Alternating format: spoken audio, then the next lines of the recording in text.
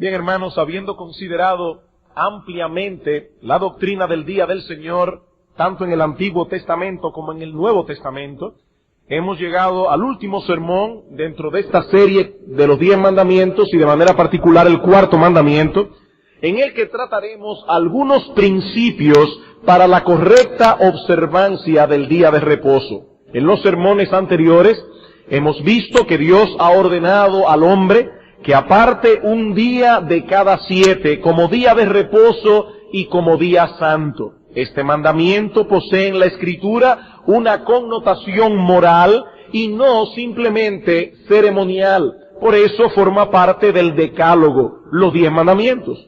Dios estableció con su ejemplo un patrón que el hombre creado a su imagen debía seguir en el desempeño de su vida en este mundo. 6 días para trabajar y un día para reposar. En ese día debemos cesar de aquellas labores concernientes a nuestra vocación terrenal para dedicarnos de manera especial a cultivar nuestra comunión con Dios, al cuidado de nuestra vida de piedad y al descanso de nuestros cuerpos. Como hemos podido ver, la esencia de este mandamiento no es difícil de entender, como tampoco es difícil de entender la necesidad que tenemos como criaturas de observar esta ordenanza, tanto para beneficio de nuestra alma, como para beneficio de nuestro cuerpo. El hombre no fue creado por Dios para trabajar sin descanso. Ni su cuerpo, ni su alma han sido diseñados para soportar un ritmo ininterrumpido de trabajo. Y todo aquel que se aventure a violentar ese patrón divino, tarde o temprano sufrirá las consecuencias en su cuerpo y en su alma. No estamos preparados para vivir así. El día de reposo entonces no es una carga, es un alivio. Es un regalo de nuestro Dios amante, una muestra de su tierno cuidado para con sus criaturas y especialmente para con su pueblo. Este es un día de deleite y de gozo para el pueblo de Dios, un día en el que nuestras fuerzas son renovadas, recreadas para seguir corriendo con paciencia la carrera que tenemos por delante. Y espero, amados hermanos, que estas verdades que han sido expuestas hayan quedado firmemente establecidas en vuestras conciencias a través de los sermones anteriores. Al considerar hoy estos principios para la correcta observancia del día de reposo, estamos dando por sentado que todo miembro de IBCJ y toda persona que esté aplicando a nuestra membresía y que nos visita regularmente, estamos presuponiendo que esas personas no tienen dudas en cuanto al deber y la necesidad que tenemos de observar adecuadamente ese día. En nuestro estudio de hoy vamos a considerar 2 puntos básicos. En primer lugar, veremos algunos principios positivos para la observancia del día de reposo y en segundo lugar consideraremos principios que nos ayuden a tratar los casos de conciencia que puedan surgir mientras nos dedicamos a la observancia del día. Veamos entonces, en primer lugar, principios positivos para la correcta observancia del día de reposo. Y el primer principio es este: debemos prepararnos apropiadamente para la llegada de ese día. Debemos prepararnos apropiadamente para la llegada de ese día. Eso ya lo vimos en un sermón anterior. Si olvidas la llegada de este día y su naturaleza especial, no podrás hacer los arreglos necesarios para estar libre de toda preocupación innecesaria en este tiempo. Este no es el día apropiado para ocuparnos de los asuntos concernientes a nuestra vocación terrenal. Este no es el día para ir de compras. Este no es el día para aprovechar que voy a ver al hermano tal aquí en la iglesia con quien tengo pendiente un asunto de negocios. No. De paso, hermanos, en nuestra iglesia hay varios hermanos médicos. Y debo aclarar que ningún médico de nuestra congregación me pidió que yo dijera esto. Pero nuestros hermanos médicos, si bien es cierto que ellos no dejan de ser médicos en el día del Señor, ellos vienen a la iglesia a escuchar el culto. Y los médicos tienen el problema de que todo el que se lo encuentra le dice, mira, ahora que te veo, tengo un dolorcito por aquí, hermano, vaya al médico el lunes, a menos que es una emergencia como la que hubo esta mañana, y los médicos deben estar dispuestos con toda la amabilidad del mundo para atender. Pero hermano, no vengamos a la iglesia a hacernos chequeos médicos, porque nuestros hermanos médicos también tienen que recibir la palabra, tienen que estar aquí tranquilos adorando al Señor, no lo molestemos innecesariamente. Me vino a la memoria ahora algo que me contó un tío que es médico y que todos los médicos tienen ese problema. Una persona le preguntó a un amigo médico, un colega, mira fulano, oye, qué bueno que te vi, tengo un problema aquí, quisiera saber si tú me puedes dar algún consejo. Le dijo, bueno, quítate la ropa. ¿Aquí? Dice, sí, sí. ¿Y cómo me voy a quitar la ropa aquí? Dice, bueno, no te puedes quitar la ropa aquí, yo tampoco te puedo examinar aquí. Hermanos, tenemos que tener sentido común. Nuestros hermanos vienen a la iglesia a adorar al Señor. Vamos a ser consecuentes con esto. Debemos esforzarnos por concluir todas nuestras cosas en los 6 días que Dios nos ha dado para ello. De los 7 días de la semana, Dios nos concede 6. Miren qué bueno es Dios. Dios nos concede 6 para ocuparnos de nuestros asuntos. ¿Y qué nos pide? Nos pide que apartemos 1 para cultivar en una forma especial nuestra relación con Él, para dedicarnos de manera especial al cuidado de nuestras almas. Y si no nos preparamos adecuadamente, no podremos dedicarnos en este día a hacer lo que debemos hacer. Planifica tu tiempo, hermano, para que no quede pendiente nada que interfiera con el propósito esencial del día de reposo. Si piensas tener invitados en la casa después del culto, planifícalo de antemano, de modo que puedas disfrutar de la comunión con estos hermanos y no convertir la invitación misma en un obstáculo para tu vida espiritual. Es bueno tener comunión después del culto. Estamos animando a los hermanos a hacer esto. Vamos a planificarlo de antemano.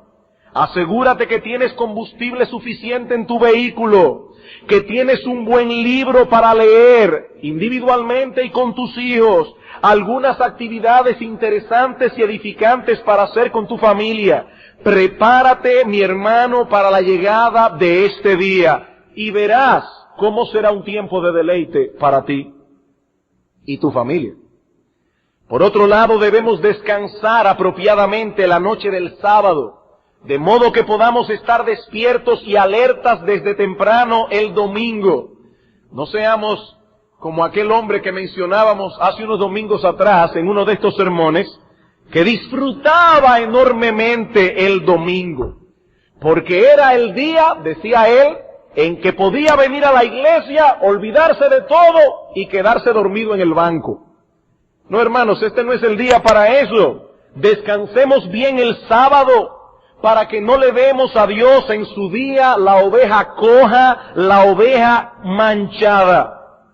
Una novia se sentiría muy ofendida con su novio si solo tienen un día de visita a la semana y él se queda dormido en el sofá de la casa de la novia, sobre todo si sabe que la razón de su cansancio fue su falta de preparación para estar con ella.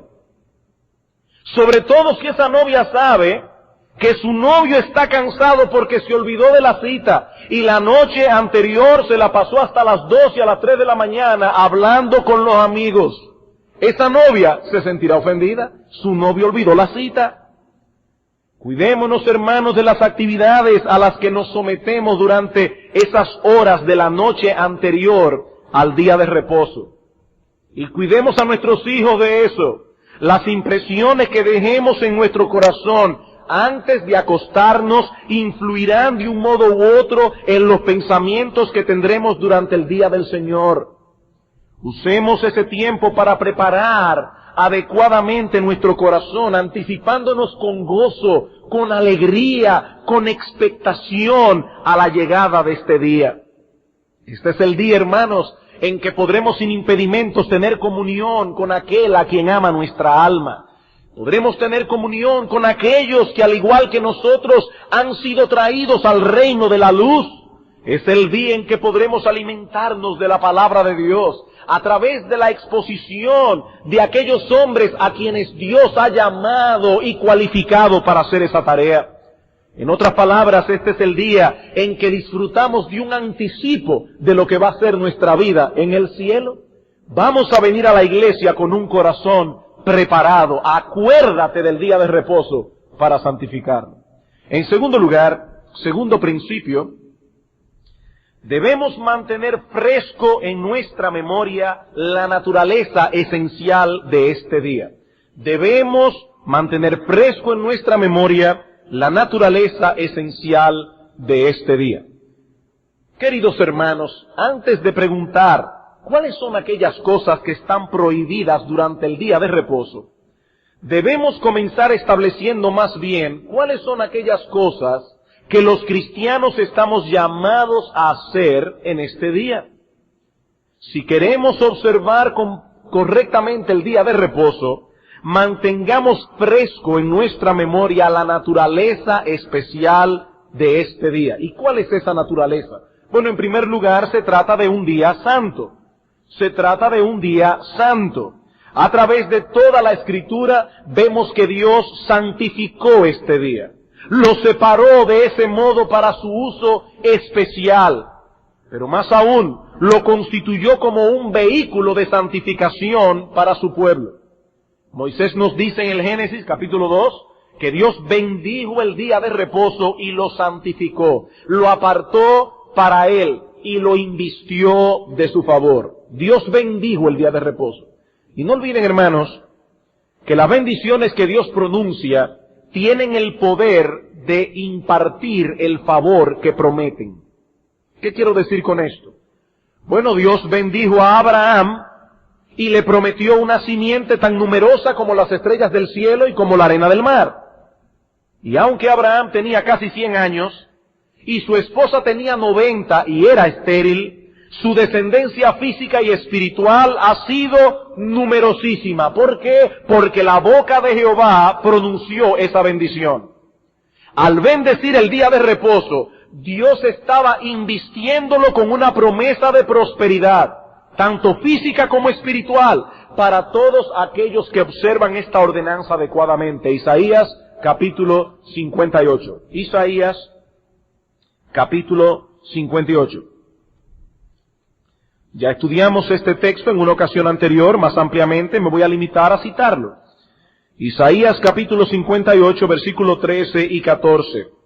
Dice el profeta: si retrajeres del día de reposo tu pie, de hacer tu voluntad en mi día santo, y lo llamares delicia, santo, glorioso de Jehová, y lo venerares, no andando, en tus propios caminos, ni buscando tu voluntad, ni hablando tus propias palabras, entonces te deleitarás en Jehová, y yo te haré subir sobre las alturas de la tierra. Un lenguaje que nos habla de victoria espiritual y de conquista. Y te daré a comer la heredad de Jacob tu padre, porque la boca de Jehová lo ha hablado. No olvides, mi hermano, que este es un día santo y que su uso adecuado promueve la santidad. Pero también es un día deleitoso. Dios bendijo este día, lo constituyó en una fiesta. La Escritura nos dice que es un deber del creyente considerar este día no como una carga, sino más bien como un deleite. ¿Qué nos dice Isaías? Que sólo aquellos que llaman a este día delicia, santo, glorioso de Jehová, son los que pueden extraer del día las bendiciones que Dios pronunció sobre este tiempo. Hay un sí condicional en nuestro texto. Si lo llamares día deleitoso, si lo aprecias de ese modo, si haces un acto consciente de juicio y llegas a la conclusión de que es una delicia poder apartar un día a la semana para estar con nuestro Dios, para estar con aquel a quien ama nuestra alma, para cuidar esa gloriosa y extraordinaria vida espiritual que se nos ha impartido, sin los impedimentos propios del resto de la semana. Si es así, entonces te deleitarás en Jehová. Y será un día de bendición para tu alma. Así que, hermanos, antes de enredarnos en una discusión acerca de lo que se puede o no se puede hacer en este día, debemos estar seguros de que conocemos su naturaleza esencial, de que estamos haciendo en este día lo que estamos supuestos a hacer. Este es un día santo. Este es un día de deleite espiritual. Y todo lo que hagamos debe reflejar estas cosas. Y eso nos lleva de la mano al tercer principio. Tercer principio. Debemos ocuparnos en aquellos deberes públicos y privados que contribuyan a alcanzar ese propósito esencial. ¿Qué dijimos ya? Este es un día santo, es un día de deleite. Ahora estamos diciendo, haz todo lo que tú debes hacer para poder alcanzar ese propósito. Dios ha instituido algunos deberes de carácter público y de carácter privado que deben ser llevados a cabo en este día. Este es el día en el que la iglesia se reúne como cuerpo, no solo a adorar a Dios, sino también a recibir su palabra a través de los hombres a quienes Él ha llamado para ese fin. No olvidemos, hermanos, que las primeras apariciones de Cristo a sus discípulos reunidos fueron en este día. Y que fue en este día que se llevó a cabo la primera predicación pública del Evangelio, la primera cosecha de salvación, el primer bautismo. Era en este día que la iglesia acostumbraba a reunirse para partir el pan, Hechos 27. Y por lo tanto, al hacerlo nosotros así, estamos siguiendo la dirección que Cristo nos dejó a través de sus apóstoles. Cuando el autor de la carta a los Hebreos dice a sus lectores que no deben dejar de congregarse, él está presuponiendo una frecuencia específica y una reunión específica del pueblo de Dios a la cual no debemos faltar. Mi hermano, es una falta grave que una persona que profesa pertenecer al pueblo de Dios se encuentra en el día del Señor alejado de esta santa convocación, a no ser por una causa justa. Dios ha prometido su presencia especial cuando nos reunimos en este contexto, en el día del Señor. ¿Qué dice Pablo en 1 Timoteo capítulo 3, versículos 14 al 15? Este texto se cita tanto aquí que supongo que ya muchos se lo saben de memoria. Pablo dice: Timoteo, esto te escribo, aunque tengo la esperanza de ir pronto a verte, para que si tardo sepas cómo debes conducirte en la casa de Dios, que es la iglesia del Dios viviente, columna y baluarte de la verdad. ¿Qué es la iglesia reunida? La casa de Dios. Ese es el lugar donde la gloria de Dios habita. Y hermanos, la iglesia no son estas paredes, la iglesia no son estas columnas, la iglesia somos nosotros cuando nos congregamos aquí en el día del Señor. Y cuando nos vamos de este lugar, esto viene a ser simplemente un edificio. La iglesia ya no está aquí. Y Dios se ha comprometido a traer su gloria en medio nuestro cada primer día de la semana. No quiero ser irreverente con esto, pero podemos imaginarnos de esta manera. Dios tiene apuntado en su agenda cada primer día de la semana, reunión con mi pueblo. Este es el día en que Él voy a descender a estar con ellos, y es deber obligatorio de sus hijos poner eso mismo en su agenda también. Es deber de cada hijo de Dios comprometerse también a venir a tener ese encuentro con su Dios, a no dejar a Dios esperando, a no ser por una causa justa. Hermanos, el vigor de nuestra vida espiritual depende directamente del cumplimiento de este deber. ¿De qué otra cosa se alimenta el alma del creyente que no sea de Dios mismo y de su palabra? ¿Qué otro alimento hay para nuestra alma? Y hermanos, ¿en qué otro lugar ha prometido Dios estar en este día? ¿En qué otro lugar? En este lugar. No solo en esta iglesia. Cuando digo en este lugar me refiero a esto como iglesia y a todas las iglesias de Cristo en el mundo entero. Esta no es la única iglesia del Señor. Pero nuestro Dios es omnipresente y Él puede traer su gloria a cada una de las iglesias congregadas en el mundo en el nombre de Cristo. Porque Él dijo: donde estén 2 o 3 congregados en mi nombre, allí estoy yo en medio de ellos. Pero no tenemos únicamente deberes públicos, sino también deberes privados. Este es el día en que debemos meditar más profundamente en la bondad de Dios para con nosotros. Israel debía recordar todos los días de su vida que Dios los redimió de la esclavitud de los egipcios. En Deuteronomio capítulo 16, versículo 3, Dios le dice: todos los días de tu vida acuérdate del día en que saliste de la tierra de Egipto. Oigan esto, hermanos. Dios le dijo a su pueblo: acuérdate de eso todos los días. Pero debían recordarlo especialmente en el día de reposo. Deuteronomio capítulo 5. Deuteronomio capítulo 5.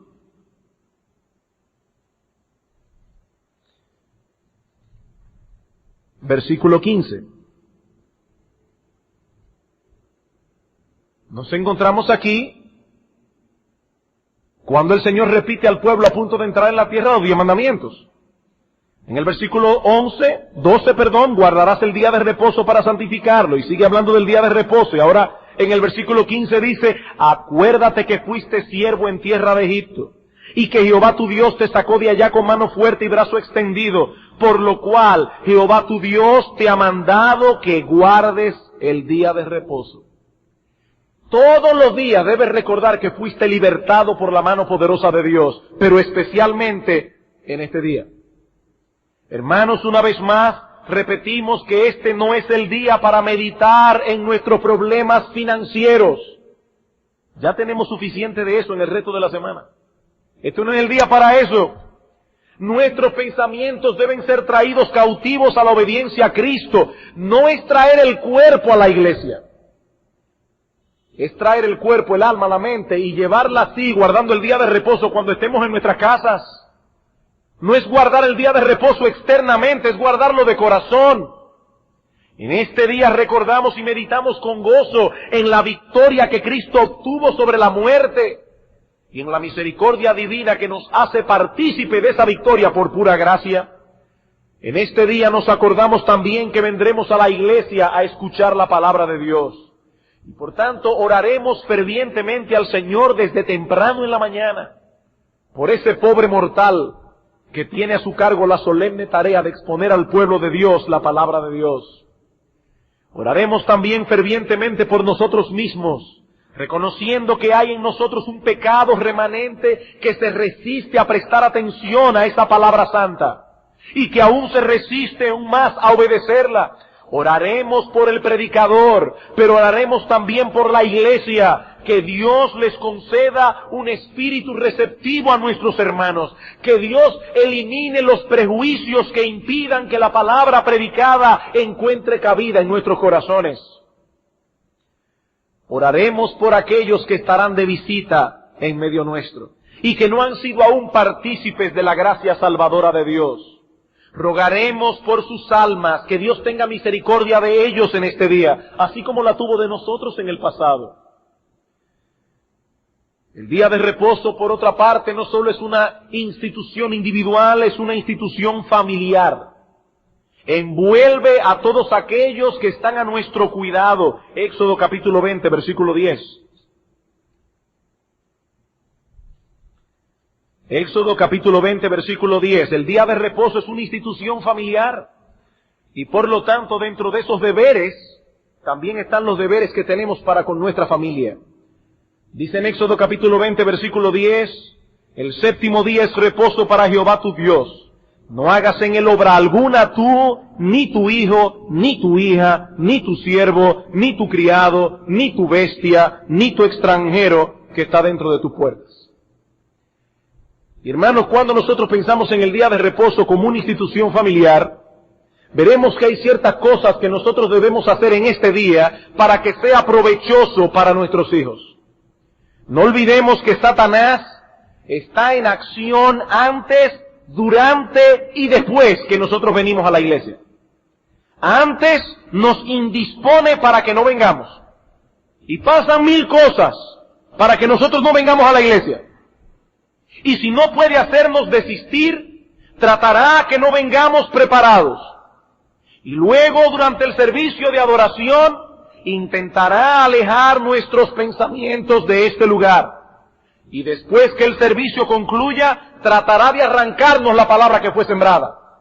Hermanos, no olvidemos que eso ocurre en medio nuestro cuando estamos guardando el día del Señor. Lucas capítulo 8.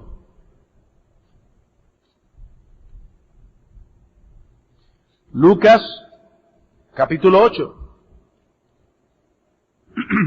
Versículo 11.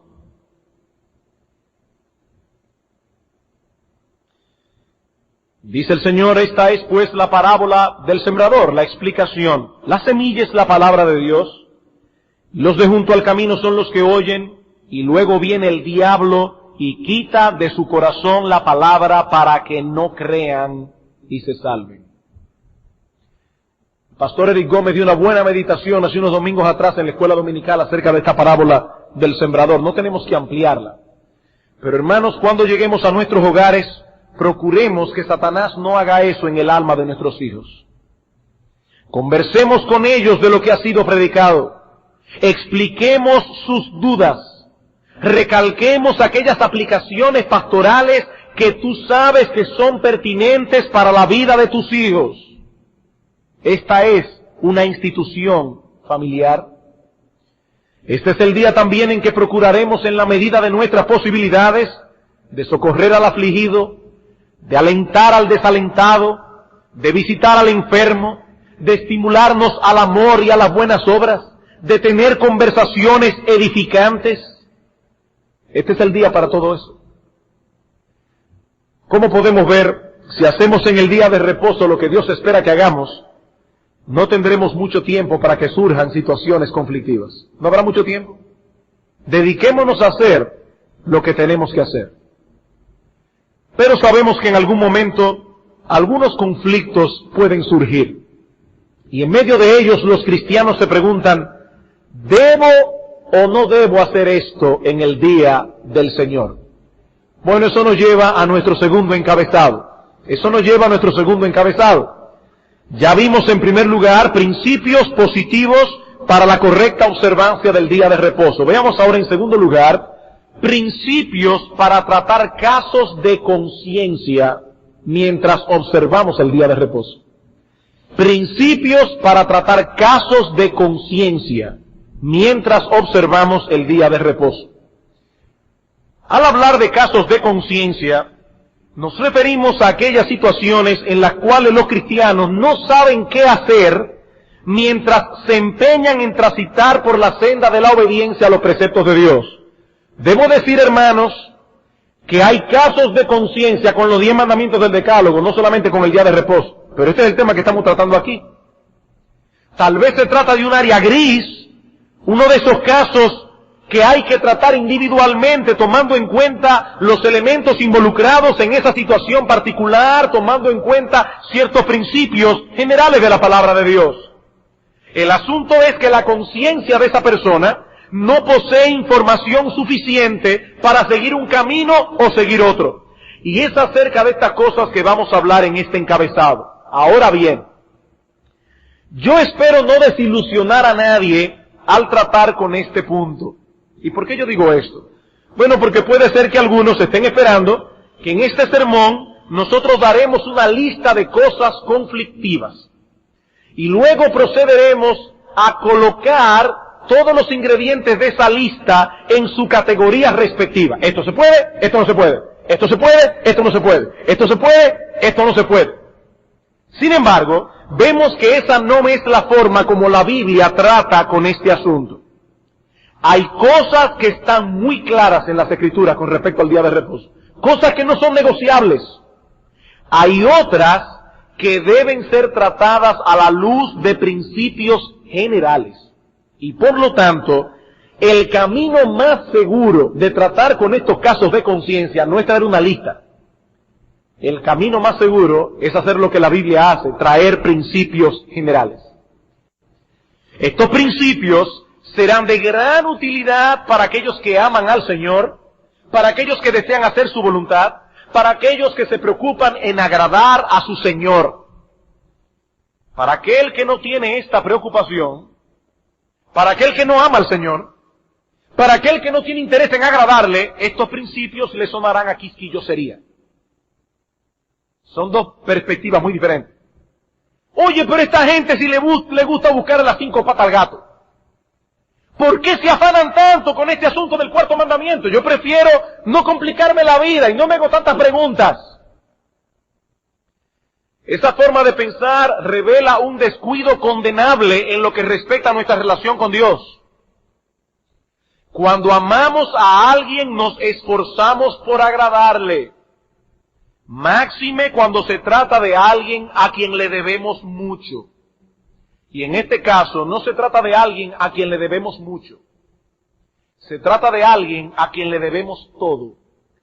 Se trata de aquel que es el objeto más grande de nuestro amor.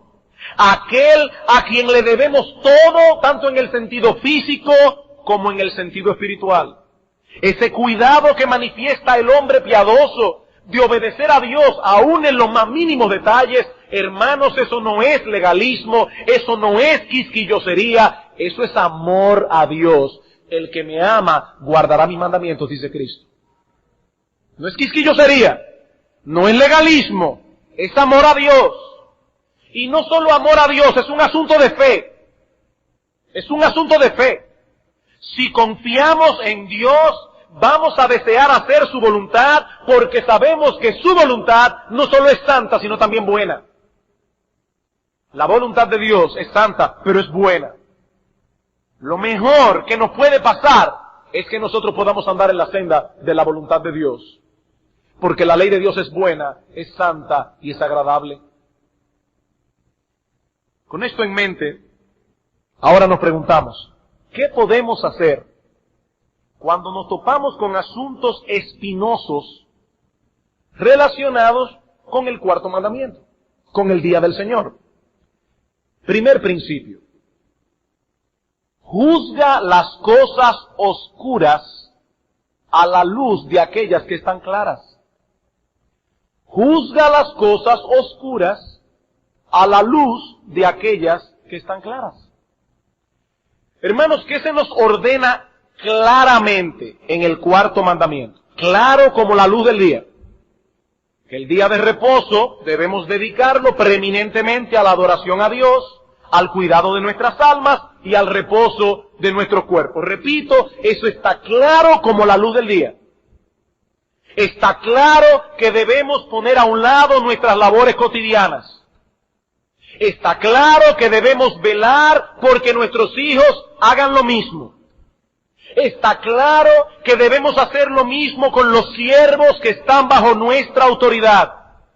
Y está claro que no debemos por una simple comodidad personal servirnos de aquellos que violan el mandamiento. Éxodo capítulo 20, versículo 10 otra vez. Éxodo capítulo 20, versículo 10.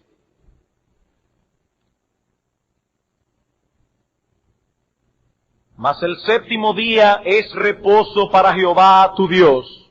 ¿Cuál es el mandamiento? No hagas en él obra alguna, tú, ni tu hijo, ni tu hija, ni tu siervo, ni tu criada, ni tu bestia, ni tu extranjero que está dentro de tus puertas.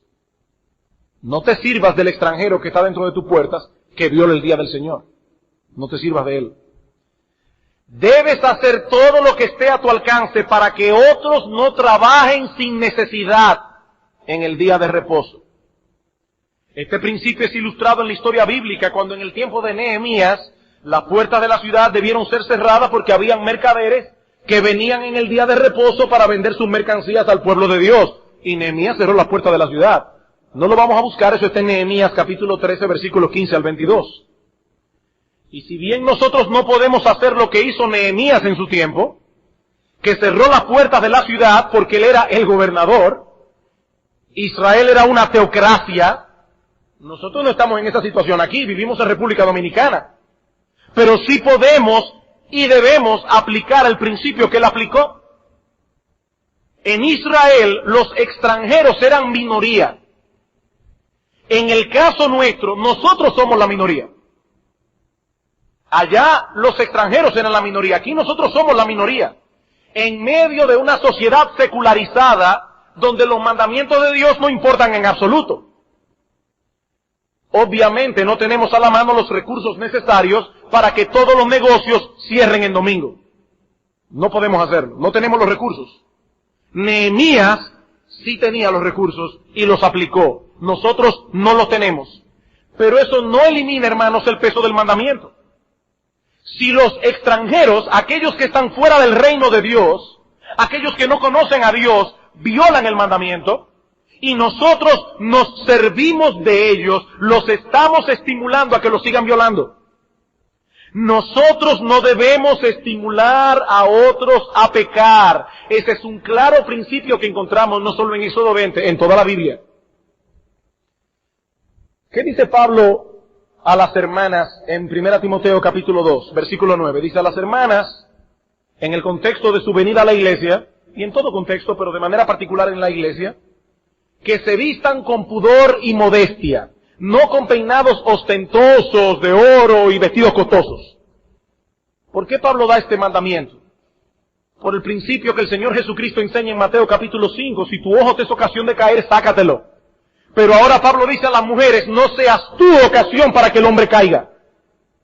Yo debo quitar la vista de una mirada inconveniente, pero Pablo dice a las mujeres que se vistan con decoro, que se vistan con pudor, que se vistan con modestia, porque si un hombre te mira a ti con una ropa corta, con escote o con una ropa apretada, y tú lo haces pecar, en el día del juicio tú le vas a dar cuenta a Dios por el pecado de ese hombre. ¿Fue el culpable de eso? Por supuesto que sí. Él debió apartar la vista, pero tú eres partícipe de su pecado. Eso es lo que Pablo está diciendo. De hecho, la palabra pudor y modestia significa literalmente sentido de vergüenza. Vístete con sentido de vergüenza, con la idea de que te daría vergüenza que un hombre caiga en pecado por causa tuya. Esa es la idea. ¿Cuál es el principio? Yo debo hacer todo lo que esté a mi alcance para que las personas no violen el mandamiento. Dice Cristo que la ira pecaminosa es como el homicidio. ¿Qué pasa si yo provoco a ira a una persona y esa persona sale de quicio y se aira y se enoja pecaminosamente contra mí? Bueno, que esa persona iracunda es culpable de su pecado, pero yo tengo una cuota de culpa porque yo lo desesperé. Eso no es solamente con el cuarto mandamiento, es con todos los mandamientos. Ahora, hermanos, ¿cuál debe ser nuestro deseo con respecto al cuarto mandamiento? Nuestro deseo debe ser que todas esas personas cierren sus negocios. Nuestro deseo de corazón debe ser que esas personas den el tiempo libre a sus empleados para que ellos puedan exponerse también a la palabra de Dios. Porque esos negocios abiertos son instrumentos del diablo para que las personas no vayan al cielo, para que las personas no escuchen la palabra de Dios y se salven. ¿Cuál debe ser el deseo de nuestro corazón como cristianos? Seguir estimulando a esas personas para que sigan con sus negocios abiertos en el día del Señor. Eso no es un pensamiento cristiano. El deseo de nuestro corazón debe ser que todos esos negocios cierren. Yo tengo la convicción de que hay hermanos que si cierta persona se convierte, van a decir, anda, ahora se convirtió aquella persona y ¿qué voy a hacer yo ahora los domingos? En el día del Señor. Vamos a llegar más adelante al punto de que hay cosas que tienen que estar abiertas por necesidad. Pero aquí no estamos hablando de necesidad, aquí estamos hablando de comodidad. De comodidad. Aquí hay negocios que abren los domingos. Hermanos, el deseo de nuestro corazón debe ser que cierren. Invitarlos a la iglesia, que vengan a oír la bendita palabra de Dios. Pero si ustedes van y compran, ¿qué están haciendo con eso? ¿Un negociazo? ¿Sabe la gente que se congrega aquí? Yo voy a cerrar mi negocio cuando hay tanta gente allí que me viene a comprar todos los domingos. Hermanos, ¿qué estamos haciendo nosotros con esas cosas? ¿Qué estamos haciendo nosotros con esas cosas? ¿Qué forma de pensar es esa?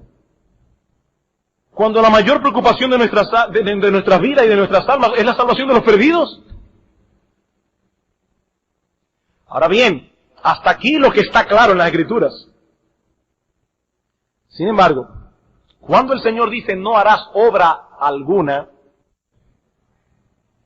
cuando el Señor dice no harás obra alguna, debemos entender que hay ciertas obras que no están incluidas en esa prohibición. Hay cosas que no pueden dejar de hacerse, aun sea en el día del Señor. Obras que podemos colocar en una de estas tres categorías: necesidad, misericordia y piedad. Por ejemplo, ¿qué estoy haciendo yo esta tarde aquí? Una obra de piedad, te estoy predicando la palabra de Dios. ¿Y ustedes creen que yo estoy aquí reposando? No, hermanos, los pastores llegamos muertos a la casa todos los domingos. Es una obra de piedad. Por eso dice la Biblia que los sacerdotes en el día de reposo violan el día de reposo y son sin culpa. El día de reposo tenían doble trabajo los sacerdotes. Es una obra de piedad. No tenemos el tiempo para volver a repetir todas estas cosas otra vez, pero en el Nuevo Testamento vemos claramente que nuestro Señor Jesucristo confrontó a los fariseos precisamente en estas tres áreas. Ellos veían el día de reposo prácticamente como un día de inactividad. Y Cristo, en cambio, no tuvo reparo en dedicarse en el día de reposo a hacer las obras mencionadas. Vamos por un momento a Marcos capítulo 2 para ilustrar este punto. Marcos capítulo 2, versículo 23. Aconteció que al pasar él por los sembrados un día de reposo, sus discípulos andando comenzaron a arrancar espigas. Entonces los fariseos le dijeron, mira, ¿por qué hacen en el día de reposo lo que no es lícito? Pero él le dijo, ¿nunca leísteis lo que hizo David cuando tuvo necesidad y sintió hambre, él y los que con él estaban? ¿Cómo entró en la casa de Dios, siendo Abiatar sumo sacerdote, y comió los panes de la proposición, de los cuales no es lícito comer, sino a los sacerdotes, y aún dio a los que con él estaban? Nunca una ley ceremonial puede ir encima de las necesidades humanas. Eso es lo que Cristo está enseñando aquí. También les dijo, el día de reposo fue hecho por causa del hombre, no el hombre por causa del día de reposo. Por tanto, el Hijo del Hombre es Señor aún del día de reposo. Capítulo 3. Otra vez entró Jesús en la sinagoga, otro sábado, y había allí un hombre que tenía seca una mano. Ya esto no es necesidad, esto es misericordia. Y le acechaban para ver si en el día de reposo le sanaría, a fin de poder acusarle. Entonces dijo al hombre que tenía la mano seca, levántate y ponte en medio. Y le dijo, ¿es lícito en los días de reposo hacer bien o hacer mal? ¿Salvar la vida o quitarla? Hermanos, ¿qué quería hacer Cristo con ese pobre hombre? Sanarlo. ¿Qué querían hacer los fariseos con Cristo? Destruirlo. Cristo se pregunta, ¿quién de los dos es que está violando el día de reposo? ¿Yo o ustedes? Porque yo quiero sanar a ese hombre y ustedes me quieren matar a mí. ¿Qué es lo que es lícito hacer en el día de reposo? Dice Cristo. ¿Salvar la vida o quitarla? Obviamente. Estos hombres eran unos hipócritas. Se callaron la boca. Entonces, mirándolos alrededor con enojo, entristecido por la dureza de sus corazones, dijo al hombre, extiende tu mano. Y él la extendió, y la mano le fue restaurada sana. Y salidos los fariseos, tomaron consejos con los herodianos contra él para destruirle. Hermanos, los fariseos y los herodianos se odiaban entre sí. Y aquí están amiguitos para destruir al Señor en el día de reposo. En ese pasaje, Cristo enseña claramente que las obras de necesidad y las de misericordias no están prohibidas en el día de reposo, y que su enseñanza a este respecto no era distinta a la del antiguo pacto. Lo interesante de ese pasaje es que Cristo no está trayendo una enseñanza nueva por ser el nuevo pacto. Él dice, ¿y ustedes no leyeron lo que dice en el Antiguo Testamento? Lo que yo estoy haciendo es exactamente lo que Dios mandó en el antiguo pacto. Ahora vamos a aplicar este principio al siglo XX. Supongamos que estamos de viaje en otro país y estamos hospedados en un hotel. El día del Señor vamos a una buena iglesia en el área, pero nadie nos conoce. Y resulta que nadie nos invitó a comer. ¿Qué usted haría en ese caso? ¿Qué debemos hacer? Oh, pastor, quedarnos en ayuno el día entero. No, hermano, no. No, ese hotel tiene la obligación de dar comida a sus huéspedes. Eso es un asunto de necesidad. Y para usted es necesario comer. Independientemente de la motivación que tenga la gerencia del hotel en mantener el restaurante abierto, el punto es que los que están allí en ese hotel tienen que ser alimentados.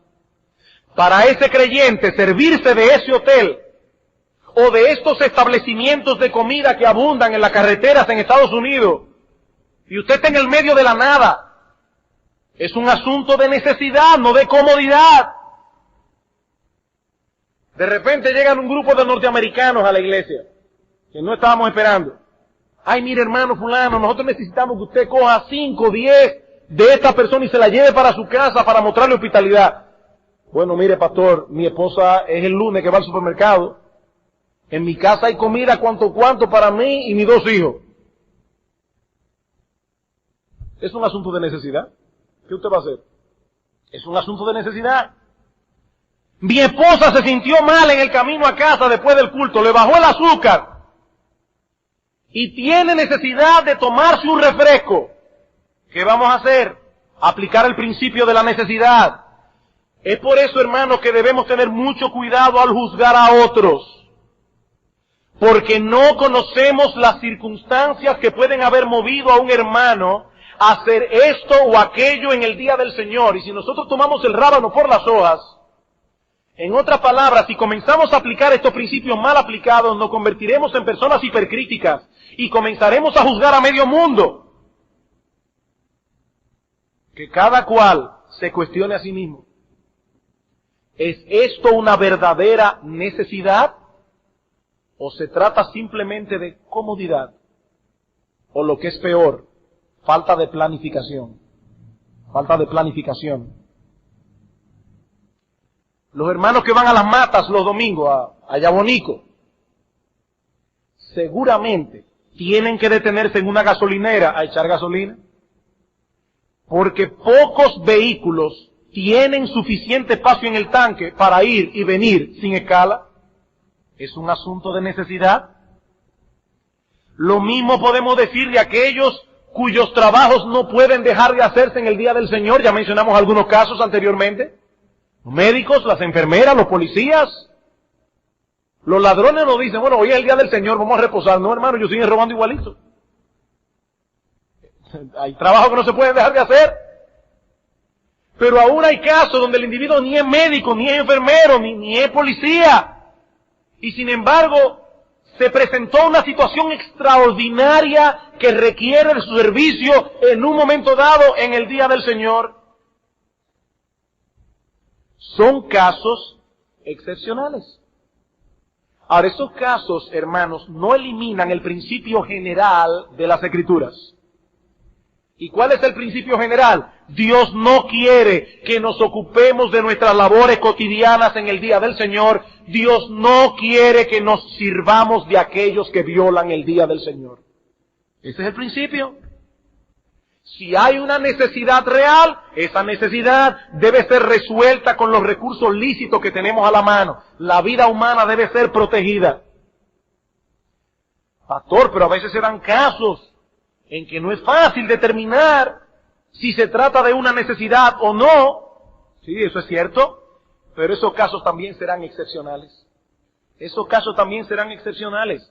Mantén claro en tu mente el diseño original del día y su propósito, y muchas cosas oscuras vendrán a ser claras.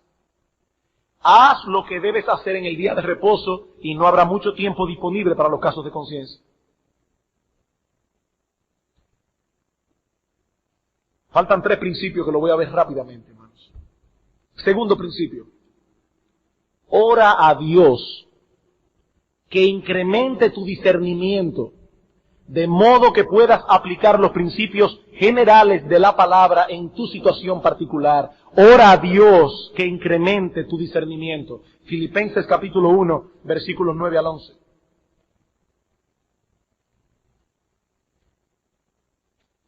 Filipenses capítulo 1, versículo 9 al 11. Y esto pido en oración, que vuestro amor abunde aún más y más en ciencia y en todo conocimiento, para que aprobéis lo mejor, a fin de que seáis sinceros e irreprensibles para el día de Cristo, llenos de fruto de justicia que son por medio de Jesucristo, para gloria y alabanza de Dios. Hermanos, Dios ha prometido en su palabra dar sabiduría a los que la pidan. Quizá yo puedo dar todos los principios aquí y usted dice, mire pastor, es que en mi caso hay ciertas atenuantes y ciertas situaciones que no encajan ni siquiera con ese principio. Pídele a Dios que te dé sabiduría. ¿Y cómo da Dios sabiduría? A través de la palabra. A través de la palabra. Tercer principio. Si aún tiene dudas, busca consejo en el lugar apropiado. Si aún tienes dudas, tal vez porque en tu caso hay ciertos elementos muy peculiares, busca consejo, hermano, en los lugares apropiados. La Escritura dice, en la multitud de consejeros hay sabiduría. Y más aún, dice que no buscar consejo cuando es necesario puede estar revelando una mala condición del corazón. Yo prefiero no preguntar. Dice en Proverbios capítulo 18, versículo 1, el separatista busca su propio placer. Eso creo que así lo dice la Biblia de las Américas. El separatista busca su propio placer. Yo prefiero no preguntar, para que mi conciencia no se cargue. Cuarto principio. Después de hacer todo eso, cuando llegues a una convicción, cuídate de no tener un espíritu censurador que juzgue a todo aquel que no lo hace como tú. Cuídate de no tener un espíritu censurador que juzgue a todo aquel que no lo hace como tú. Y eso tiene doble vía. Los que no hacen ciertas cosas juzgan a los que la hacen. Y los que hacen ciertas cosas juzgan a los que no lo hacen, de legalistas y de quisquillosos. Y estamos diciendo aquí, quítate ese espíritu censurador. Quítate ese espíritu censurador de encima. Puede ser que tu situación particular demande cierto tipo de acción particular. Pero esa no es necesariamente la situación de otros hermanos. Es como el caso de los hijos. Cada uno de nosotros conocemos dónde están nuestros hijos. Y cada familia debe regular las cosas que permitirá o no permitirá en el día del Señor. Que sean grises y neutras. Yo no estoy hablando de lo que se prohíbe. Yo no estoy hablando de lo que se prohíbe. Lo que está prohibido está prohibido. Pero hermanos, si se trata de un asunto gris, no debemos pretender que todo el mundo lo haga exactamente de la manera como nosotros lo hacemos. Por supuesto, si tú sabes que hay un hermano que está violando el día del Señor, si tú sabes que hay un hermano que está violando el principio claro de las Escrituras con respecto al día del Señor, hermano, es tu deber amonestarlo. Ama a ese hermano y amonéstalo, porque fieles son las heridas del que ama, pero inoportunos los besos del que aborrece. Ahora, tienes que estar seguro de que esa persona realmente está violando el mandamiento. Yo sé de hermanos que hacen ejercicio todos los días y en el día del Señor se abstienen de hacerlo porque para ellos eso es parte de su cotidianidad. Y eso está perfectamente bien. Pero puede darse el caso de alguien que necesita de una caminata media hora por la tarde para mantener su mente alerta en el culto de la tarde. Quizás ese hermano tiene una vida muy sedentaria y el domingo él necesita ir a dar una caminata de paso rápido. Y él aprovecha esa caminata para meditar y orar a Dios. Y resulta que el hermano, que corre los otros 6 días, menos el domingo, dice, ¡pecado! Es que son dos casos diferentes. Es que son dos casos diferentes. Hermanos, cuidémonos de estar juzgando sin necesidad. Algunos pueden emplear ese mismo tiempo para ir a caminar con sus hijos pequeños para que boten un poco de energía y aprovechan el momento para hablarles de la creación y muchas otras cosas más. Cada familia debe determinar ciertas cosas dependiendo de su situación particular, haciendo uso de los principios generales que encontramos en las Escrituras. Y es muy probable que no todos aquí harán todas las cosas de la misma manera. Quiere el Señor que nuestra iglesia siga creciendo en madurez, porque está creciendo en madurez, que siga creciendo en madurez, de modo que sepamos manejar aquellas diferencias que vienen enmarcadas dentro de la libertad cristiana, para que no seamos hipercríticos pero al mismo tiempo nos involucremos con aquellos que en una forma evidente están violando este mandamiento para el perjuicio de sus almas y de las almas de otros. Quiera Dios que nosotros como iglesia podamos crecer en estas cosas. Bien, hermanos, de este modo concluimos esta serie del Día del Señor dentro de la serie de los 10 mandamientos. Y esperamos que el Espíritu Santo haya traído luz y convicción con respecto a las cosas que hemos estado enseñando. Solo quiero traer 3 minutos de palabra de aplicación para concluir. 3 minutos. Hermanos, en estos momentos nos encontramos como iglesia estudiando los 10 mandamientos. Es la segunda vez que damos esta serie de sermones en 20 años que tenemos de ministerio. Aunque en una ocasión anterior estudiamos el 4º mandamiento hace unos años atrás. Decimos esto porque alguien puede estar visitando nuestra iglesia recientemente y ver que se ha estado hablando mucho de este tema. Y puede llegar a la conclusión de que estamos haciendo un énfasis desmedido en un solo aspecto de las Escrituras. No, mi amigo, esta iglesia está comprometida a predicar todo el consejo de Dios. No tenemos temas favoritos en la Escritura. No tenemos ninguna doctrina particular de la teología bíblica como si fuera nuestro estandarte. Porque si lo hacemos así, no seríamos fieles ministros del Evangelio y estaríamos presentando un mensaje distorsionado, desbalanceado. No obstante, al entrar a considerar el 4º mandamiento, tuvimos que enfrentar una realidad. No podíamos pasar por alto el hecho de que este es el mandamiento más atacado del decálogo en nuestra generación. Y el que más cuestionamientos levanta. Y es por eso, no por ninguna otra razón, que nos hemos detenido aquí más de lo que lo habíamos hecho en los mandamientos anteriores. No creemos que el día de reposo es el todo de la vida cristiana. No. Pero sí tenemos la firme convicción de que la debilidad espiritual de muchos hoy día se debe a que no hacen un uso adecuado de este tiempo que Dios en su amor y misericordia nos ha obsequiado para el bien de nuestras almas, para el bien de nuestros cuerpos y sobre todas las cosas, para que nosotros cultivemos y desarrollemos cada vez más nuestra comunión con Él. Que el Señor nos ayude a atesorar estas verdades en nuestro corazón y que nos ayude a vivir a la luz del Espíritu, no de la letra, del Espíritu que está detrás de esta enseñanza. Vamos a orar.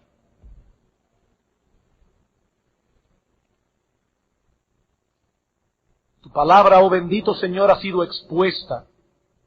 Ahora solo nos resta suplicarte que nos des la madurez que necesitamos para ser hombres y mujeres balanceados. Ayúdanos, oh Señor, a saber aplicar estas cosas en el momento oportuno, para que nosotros no vivamos de acuerdo a la letra, sino de acuerdo al Espíritu. Oh Señor, nosotros queremos agradarte a ti. Nosotros queremos cultivar nuestra relación de amor contigo. Nosotros queremos gozarnos y deleitarnos en este día. Ayúdanos como iglesia, bendito Señor, a crecer en estas cosas. Te lo suplicamos en el nombre precioso y bendito de aquel a quien ama nuestra alma, nuestro Señor Jesucristo. Amén.